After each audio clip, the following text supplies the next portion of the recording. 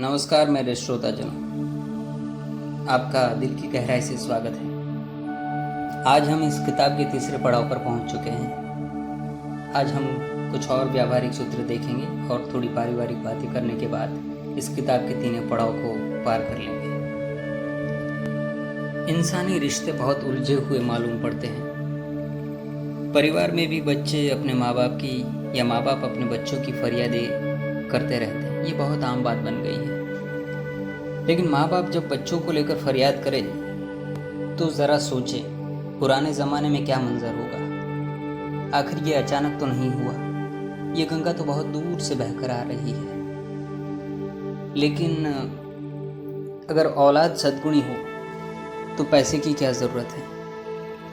स्वजनों की घृणा करने से मृत्यु होती है, पराये लोगों की घृणा करने से लक्ष्मी का नाश होता है और राजनीतिज्ञ लोगों से घृणा करने से जाति का नाश होता है। ईर्ष्या हमें बड़ी तेजी से मृत्यु की तरफ ले जाती है। दूसरों का भला करने से भी हमारा भला होता है। जो जितना संभव हो उतना करे तो कोई उसका अपमान नहीं करेगा। बुद्धिमता का यही लक्षण है कि वो सामने वाले की बात बड़ी तेजी से समझ जाता है, पर उसे धैर्य से सुनता है। हम जिन्हें अपने स्वजन मानते हैं, उन्हें अशुभ हो तो भी उनके हित की बात हो तो कहनी चाहिए। परिणाम के बारे में सोचकर ही कार्य करना चाहिए। जिसकी कृपा और क्रोध सफल नहीं होता उसको लोग नहीं चाहते। सद्व्यवहार से अपने कुल का रक्षण होता है। राजनीतिक अफसर और जिसके हाथ में हथियार हो उनके खिलाफ मत हो। अधम को पेट भरने का भय रहता है, मध्यम को मृत्यु का भय रहता है और उत्तम मनुष्य को अपमान का ही बड़ा भय रहता है। धैर्य की परीक्षा आर्थिक विपत्ति में होती है, मित्र की परीक्षा संकट समय में होती है और शत्रु की परीक्षा आपत्ति में होती है। अच्छा दुश्मन आपको आपत्ति में परेशान नहीं करेगा। इंसान सज्जन है या दुर्जन, वो तो उसे दुश्मन बनाओगे तभी पता चलेगा। पूंछ पर पैर रखा जाए फिर भी ना काटे, वही सज्जन। जो स्वभाव के करीब है उन पर दया करो। क्रोध की एक क्षण में जो धैर्य रखे उन्हें पछतावे के 100 दिन नहीं मिलते।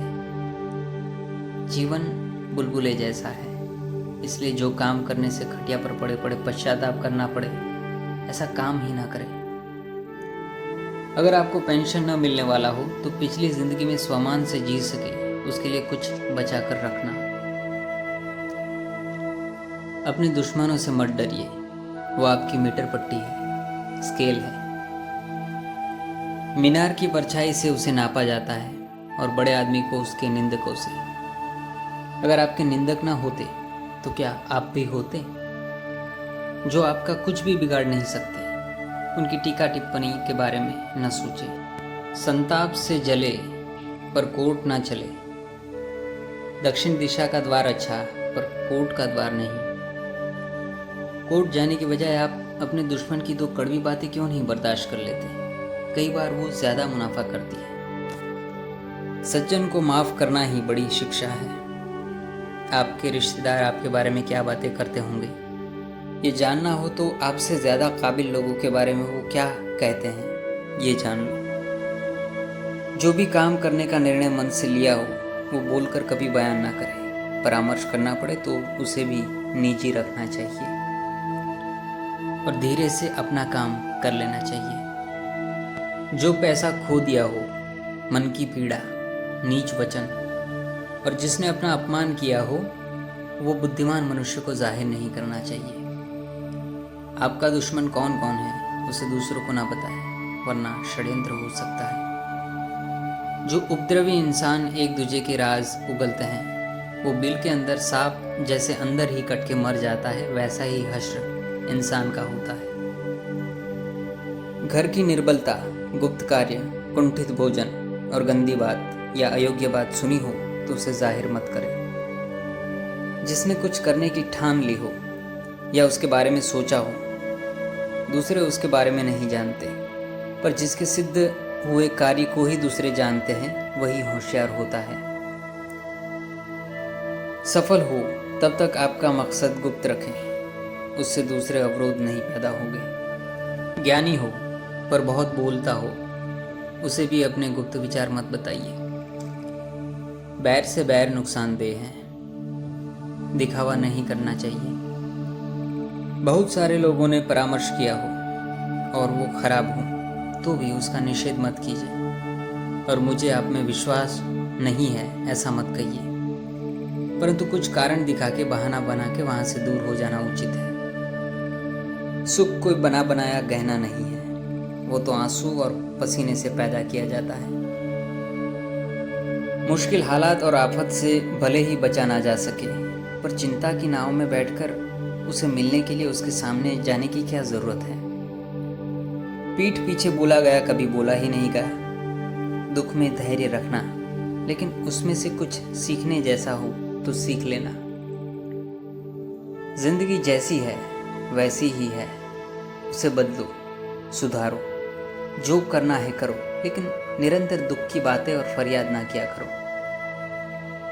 काल धक्का मार दे और सब रोते हुए छोड़ना पड़े, उससे बेहतर है सावधान होकर समझपूर्वक सब छोड़ के जिए, तो मृत्यु का डर कम लगेगा।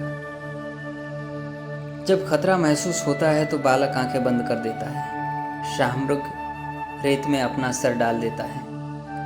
खतरे का कोई उपाय ना हो तो आप सब कुछ ईश्वर पर छोड़ दें, कम से कम उससे मन की शांति तो रहेगी। स्त्री और पुरुष को शादी के लिए हुलिया देखने के अलावा शांत, उदार, दयालु, प्रेम सभर और घरेलू स्वभाव भी देखना जरूरी है। सच्चाई में बड़ी ताकत होती है। अपने आप से छल ना करें, सत्य कैसा भी हो स्वीकार करें। स्वभाव जिसका अच्छा ना हो उससे बहस करना बेकार है। अति प्रशंसा, उदारता और शंकास्पद गंभीरता सूचित करती है कि कहीं आप बेवकूफ तो नहीं बन रहे। संबंध बनाने का सबसे अच्छा समय उसकी जरूरत पड़े उससे पहले का है। मान ही उत्तम दान है। क्रोध आए तो परिणाम की सोचो। कुछ भी हो पर कॉन्फिडेंस तो जरूर रखना। भाषण और नेत्र से कृपा दिखाए पर सेवक को धन देकर बढ़ा नहीं देना चाहिए। बिन जलाए ही जले उसे कोई जलाता नहीं। अच्छे कपड़े से सभा सजती है, अच्छे स्वभाव से समाज सजता है और शीलवान पुरुष से सब सजता है। बचत करने से समृद्धि बढ़ती है और लालच त्याग देने से सुख बढ़ता है। स्नेह और ममता का हिसाब आप करो, बैर का हिसाब ईश्वर पर छोड़ दो। उकसाने का कारण हो फिर भी जो ना उत्तेजित हो वही बड़ा इंसान।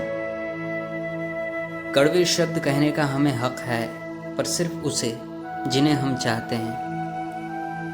अंगार गर्म हो तो जला देता है और ठंडा हो तो हाथ काले कर देता है।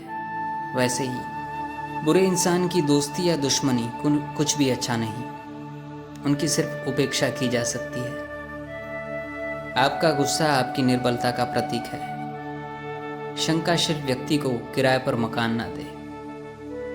दुखी लोगों का सहवास नहीं करे, उससे समझदार भी दुखी हो जाते हैं। जब तक खतरा ना आया हो तब तक उससे डरे, लेकिन जब खतरा आ गया हो तो उसका प्रतिकार करे। कंजूस को धन से, मूर्ख को हाँ जी हाँ कहकर और विद्वान को यथार्थ तरीके से जीत सकते हैं।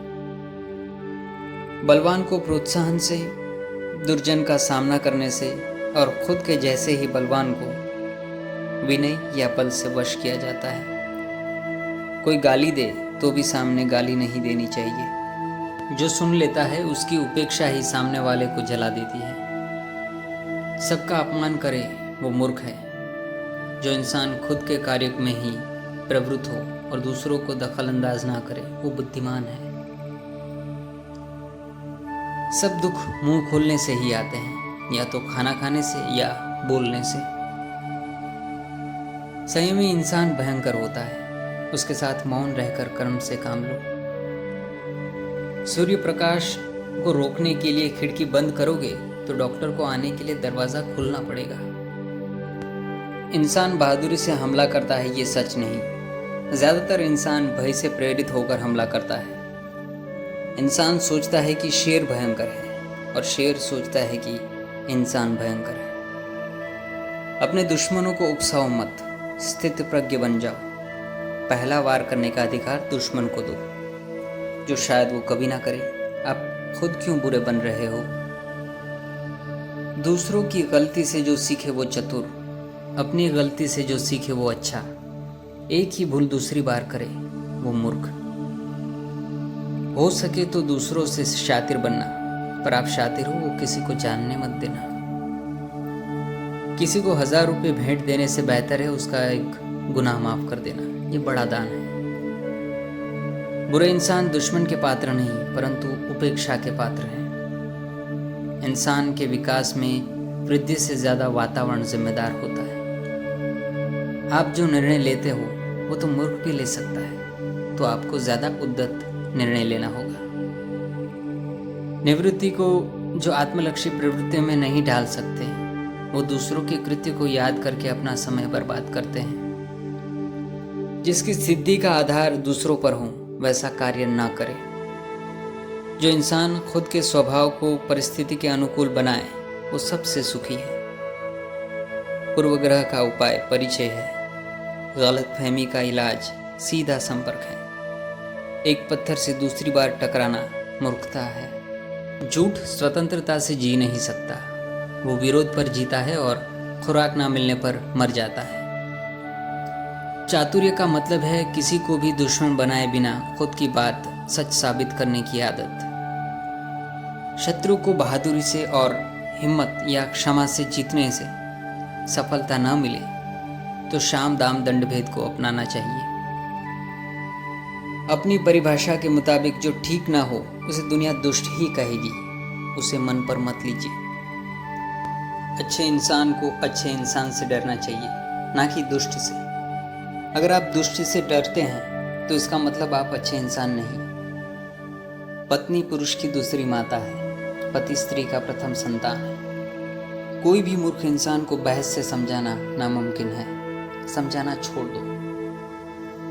सुखी ससुरालवास के 3 सूत्र हैं। पहला, हाँ माँ, आई माँ, बोलिए माँ, खाने में क्या बनाऊं माँ, क्या करेंगे माँ, कैसे करना है।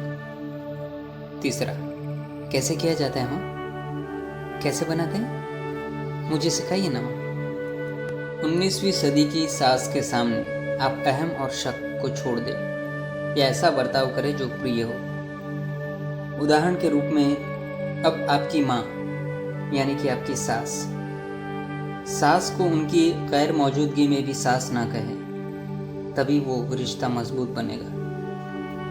अब आपकी माँ आपको जब बुलाए तो कुछ इस तरह से उत्तर देना। उनके पास जाने में भले ही देर हो, पर उत्तर देने में लेट ना हो। हाँ माँ, आई माँ, बोलो माँ। दिन में 3 बार उनसे प्रश्न पूछे, जैसे कि आज कौन सी सब्जी बनाऊँ माँ, मेरे मम्मी के घर जाऊँ माँ, बड़ी बहन या बड़े भाई का फ़ोन आया क्या। जब ज़रूरत पड़े तब अलग अलग तरीके से 2-3 बार सलाह ले। भरे हुए बैंगन कैसे बनाते हैं माँ, मुझे खीर बनाना सिखाइए ना माँ। हाँ, आज जो सूप मैंने बनाया था वो थोड़ा नमकीन था क्या। ऐसे प्रश्न पूछा करें। शिष्टाचार ही संस्कारिता का उत्तम प्रदर्शन है। जब किसी की सम्मति पूछते हो तब आप उसके बड़प्पन की वृद्धि करते हो। किसी से सलाह मशवरा करना उसका उत्तम सम्मान है। संसार को हरा भरा रखने के लिए इतना सीखना कोई कठोर नहीं है। खुद की प्रशंसा करता इंसान मूर्ख है, ऐसा बहुत कम लोग समझते हैं। खुद की प्रशंसा करके आप खुद को बेवकूफ़ बनाते हो, ये मानना लोगों के लिए कठिन है या नामुमकिन है। वो सोचते हैं कि प्रशंसा करने वाला बुद्धिमत्ता का भंडार, होशियार और बुद्धिशाली ही लगता है। कुछ भी ना आता हो तो उसमें कुछ गलत नहीं, पर सीखने की इच्छा ना होना, तैयारी ना होना, ये गलत है। सास की गैर मौजूदगी में भरपूर प्रशंसा करो, सच्ची प्रशंसा करो। अच्छी बातें फैलाने वाली स्त्रियां भी संसार में मौजूद हैं और दूसरों को अच्छा कहने से ही अच्छा बन सकते हैं। ज़रा सोच समझ के। बात घर की है, बाहर न जाए। धन्यवाद।